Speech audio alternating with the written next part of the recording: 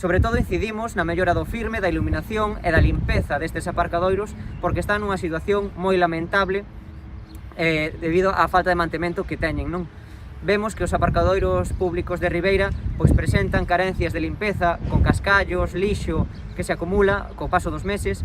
Tamén é moi necesaria a mellora do firme para evitar esnaquizar os baixos dos coches, porque estes terreos convértense nunha lameira aos días de chuvia, pero tamén se converten en terreos cheos de pó que molestan a veciños e tamén ensucian os coches os días de verán, non?